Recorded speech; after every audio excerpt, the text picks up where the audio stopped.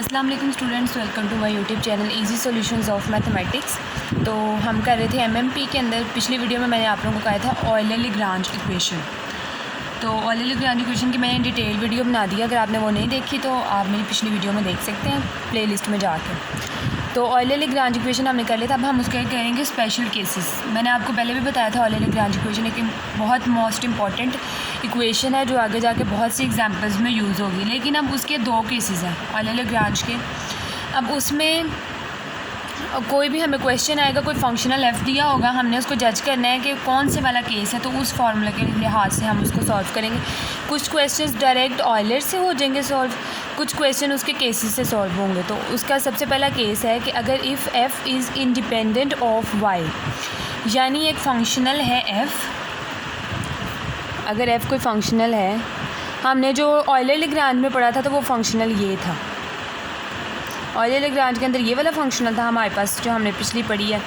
अब वो कह रहे हैं कि इंडिपेंडेंट ऑफ वाई, इसका मतलब है कि फ़ंक्शन में वाई ना हो, फंक्शनल जो है वो सिर्फ एक्स और वाई डैश का, एक्स और वाई डैश का होगा। तो हमारे पास ऑयलर-लैग्रांज इक्वेशन ये होती है।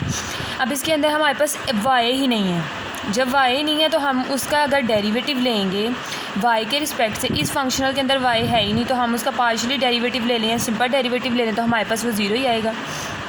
क्योंकि उस फंक्शनल में वाई तो है ही नहीं, तो हम उसका डेरिवेटिव कैसे लेंगे? तो ये वाली वैल्यू आ जाएगी हमारे पास ज़ीरो। तो ये चीज़ हमारे पास आ जाएगी। मैंने सिंस करके फार्मूला लिख दिया आपको बताने के लिए। तो अगर F is independent of Y, then हमारे पास ये वाली चीज़ ज़ीरो हो जाएगी, तो ये माइनस उधर जाके ये भी ज़ीरो हो जाएगा। तो ये वाली चीज़ हमारे पास सिर्फ बचेगी। अब इसको हम अगर दोनों तरफ इंटीग्रेट कर दें, तो ये वाला डेरिवेटिव इंटीग्रेशन से कैंसिल हो जाएगा और यहाँ पे कांस्टेंट आ जाएगा। तो हमारा पहला केस ये हो गया। अब कोई भी क्वेश्चन, कोई भी फंक्शनल ऐसा होगा जिसके अंदर हमारे पास अगर एक्स और वाई डैश दिया हुआ है और वाई नहीं दिया होगा, तो इसका मतलब है उसके अंदर ये वाला केस लगना है। उस फंक्शनल का हमने वाई डैश के रिस्पेक्ट से डेरिवेटिव लेना है पार्शल, और उसको इक्वल टू कांस्टेंट कर देना है। और इसको कहते हैं बेल्ट्रामीज़ आइडेंटिटी। इसका ये एक नाम है और ये किसी इटालियन मैथमेटिशियन ने जो है ना ये आइडेंटिटी इंट्रोड्यूस करवाई थी, तो उसके नाम से इसका नाम रखा हुआ है। नेक्स्ट हमारे पास केस 2 है, if F is not explicitly depend on x, यानी कि कोई फंक्शनल दिया हुआ है वो एक्स पे डिपेंड ना करे, और F is independent of x, यानी कि अब ये वाला फंक्शनल है। पहले इसके अंदर हमने कहा था कि इंडिपेंडेंट ऑफ वाई, ये केस 1 का। अब जो हमारे पास केस 2 है, अगर हम उसके हिसाब से देखें तो फंक्शनल में एक्स ही नहीं है, वाई और वाई डैश होगा। फिर फंक्शनल में एक्स ही नहीं है, वाई और वाई डैश होगा। तो अब इसको हम देखते हैं। हमारे पास ये जो लैग्रांज इक्वेशन है, ये देखें, इसके अंदर अब हमारे पास पार्शियल ओवर पार्शियल एक्स तो कहीं पे भी नहीं है, लेकिन डी ओवर डी एक्स है। अब इसको ना हम ज़ीरो भी नहीं कर सकते प्रॉपरली किसी वैल्यू को, क्योंकि ये जो हमारे पास वाई डैश है ना, ये भी डेरिवेटिव ऑफ एक्स है। मतलब इसके ऊपर भी वाई डैश हुए हैं, इतना से एक्स का डेरिवेटिव है। यहाँ पे इसको वाई डैश कह लेंगे। उसी तरह सिंपल इसी तरह कह लें कि यहाँ पे इन वैल्यूज़ में, इन दोनों वैल्यूज़ के अंदर कहीं पे भी हमारे पास नीचे डेरिवेटिव में एक्स नहीं है। ये भी डी ओवर डी एक्स, पहले ये वाली वैल्यू निकलेगी फिर उसके ऊपर अप्लाई होगा तो कोई आंसर दे सकते हैं, इसलिए कोई वैल्यू ज़ीरो नहीं कर सकते हम लोग। ये देखें, उन्होंने कहा है कि अगर इंडिपेंडेंट ऑफ एक्स होगा तो हमारे पास partial F over partial X जो है वो इक्वल टू ज़ीरो होगा। जब ये ज़ीरो होगा, और also the Lagrange equation in this case becomes, अभी देखिए partial F over partial X जो है वो इक्वल टू ज़ीरो होगा, इक्वल टू ज़ीरो होगा। अब यहाँ पे ना तो यहाँ पे एक्स का पार्शियल डेरिवेटिव है और ना यहाँ पे। तो अब हम देखेंगे, ये हमारे पास ऑयलर इक्वेशन है और इसके अंदर ये यहाँ पे माइनस हो रही है, तो दूसरी तरफ ले जाके हम इसको कर देंगे प्लस की हो जाएगी। दूसरी तरफ जाके इधर आके ये प्लस की हो गई है पूरी टर्म। उसके बाद हमने क्या करना है, हमें डी एक्स, तो उन्होंने कहा है कि इंडिपेंडेंट ऑफ एक्स है, तो हमें डी एक्स का तो हमने पता ही नहीं है ना, मतलब यहाँ पे एक्स है ही नहीं। तो उसको किस तरह से उन्होंने यहाँ पे एक्स को ख़त्म करना है और यहाँ पे हमने वाई को लाना है, क्योंकि फंक्शनल के अंदर सिर्फ वाई और वाई डैश है। तो हमें जो ऑयलर की केस 2 में फॉर्म बनानी है ना, वो भी हमें वाई और वाई डैश के अंदर चाहिए, हमें उसके अंदर एक्स नहीं चाहिए, क्योंकि इंडिपेंडेंट ऑफ एक्स है ना फंक्शनल, इस वजह से। उसके बाद इसके ऊपर हम लोग चेन रूल लगाएंगे। चेन रूल कैसे लगाते हैं कि डी ओवर डी एक्स है ना, तो डी ओवर डी वाई कर देंगे, D Y over D X हो जाएगा इधर। ये दोनों कैंसिल हो जाएंगे तो दोबारा से d/dx आ जाएगा। इसको आपको अब पता ही होगा, इसको कन्वर्ट करना है।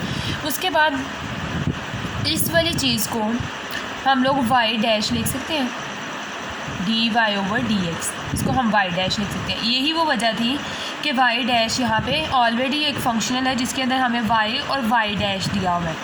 तो y डैश जो है वो उस y डैश का मतलब है कि y का derivative with respect to x, यानी कहीं ना कहीं उसके अंदर x इन्वॉल्व हो रहा है। तो इसलिए हम कोई भी टर्म ऑयलर में ज़ीरो नहीं की, तो इसलिए हम ये चेन रूल वाला मेथड यूज़ करेंगे। इसको हम y डैश कह लेते हैं। अब ये देखें, उसको dy/dx को हमने y डैश कह लिया। उसके बाद देयरफॉर y डैश कहने के बाद अब हमने ये वाला dy जो है इसको दूसरी तरफ ले गए, ये वाला dy दूसरी तरफ ले गए हैं, तो यहाँ पे y dash d into partial f/y dash बन जाएगा, ये इस तरह से बन जाएगा। उसके बाद हमने देखना है ये हमारे पास एक वैल्यू निकल आई है। अब हमने क्या करना है, on taking the total differential of f into F, ये देखिए वो फंक्शन लिखा हुआ है इंडिपेंडेंट ऑफ x वाला, and using the above result we have. अब हमारे पास टोटल जो डिफरेंशियल होता है हम वो पहले भी पढ़ चुके हैं बुक्स के अंदर कि वो df इज़ इक्वल टू जो उनसे दो वेरिएबल्स इन्वॉल्व होते हैं उनको हमने देखना है partial f/y into dy plus partial y dash into dy dash, यानी ये टोटल डिफरेंशियल होता है। इस फंक्शनल के लिए हमने टोटल डिफरेंशियल लिख लिया। उसके बाद हमारे पास ये देखें ऊपर ये वाली वैल्यू हमने अभी निकाल लिया, ऊपर इसकी जगह पे हम इसकी वैल्यू को पुट कर देंगे y dash d into partial f/y dash, ये हमने इसकी वैल्यू को यहाँ पे पुट कर लिया। उसके बाद अब अगर हम ध्यान से देखें यहाँ पे y डैश है और ये वाला पूरा, यहाँ पे भी y डैश है ये वाला पूरा, लेकिन फ़र्क सिर्फ इतना, पहले यहाँ पे इसका डिफरेंशियल लिया गया है, उसके बाद प्लस करके तो उसके बाद y डैश का डिफरेंशियल लिया गया और इसको ऐसे ही नहीं लिया। तो ये आप गौर से देखें तो ये हमारे पास प्रोडक्ट रूल बन गया। अभी हमारे पास प्रोडक्ट रूल बन गए तो df इसी तरह आएगा is equal to d into, अगर हम इसको y dash into partial f/y dash लिख दें, और अगर इसका डिफरेंशियल लें तो फर्स्ट वैल्यू सेकंड का डिफरेंशियल प्लस सेकंड वैल्यू वैसे और फर्स्ट का डिफरेंशियल, तो हमारे पास दोबारा से ऊपर वाली वैल्यू आ जाती है। अब हमारे पास df ये आ गया। अब हमने d को ख़त्म करेंगे अगर दोनों तरफ से, तो हमें इंटीग्रेशन करनी पड़ेगी, और इंटीग्रेशन करने के बाद हमारे पास वैल्यू कुछ इस तरह से बनेगी। Hence in this case Euler Lagrange equation takes the simpler form. उसके बाद मैंने ये एक एक्स्ट्रा स्टेप कर दिया, अगर आप डायरेक्ट इस तरह भी लिख देंगे ना तो इट्स ओके, कोई मसला नहीं है। अब इसमें hence in this case the Euler Lagrange equation takes the simplest form, दोनों तरफ हमने इंटीग्रेशन अप्लाई कर लिया है। दोनों तरफ इंटीग्रेशन अप्लाई करेंगे तो यहाँ पे f आ जाएगा, यहाँ से भी d कैंसिल हो जाएगा, तो y dash partial f/y dash आ जाएगा प्लस कांस्टेंट ऑफ इंटीग्रेशन है। ये कोई भी कांस्टेंट हो सकता है, ये आगे जाके क्वेश्चंस करेंगे तो आपको ज़्यादा अच्छे से समझ आएगी। ये वाली इधर वैल्यू जो है प्लस की है, इधर जाके वैल्यू माइनस की हो जाएगी, इज़ इक्वल टू कांस्टेंट आ जाएगा, तो which in fact is its first integral. तो इस तरह ये हमारे दोनों केसेस होते हैं। कहीं पे भी क्वेश्चन दिया हुआ होगा, फंक्शनल हमें दिया हुआ होगा, अब हमने खुद से जज करना है इसके अंदर पूरी कंप्लीट ऑयलर इक्वेशन लगेगी यानी अगर कोई फंक्शनल हमारा f(x, y) into Y dash है तो कंप्लीट ऑयलर इक्वेशन लगेगी। अगर कोई फंक्शनल हमारे पास f into independent of y है यानी x और y डैश का है तो उस पर लगेगा केस 1। और अगर कोई फंक्शनल हमारे पास y इंटू वाई डैश का है यानी इंडिपेंडेंट ऑफ x है तो वहाँ पे लगेगा हमारे पास case number 2।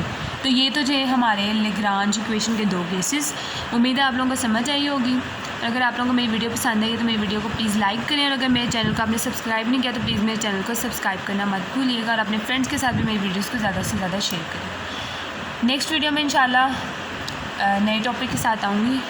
Thank you so much.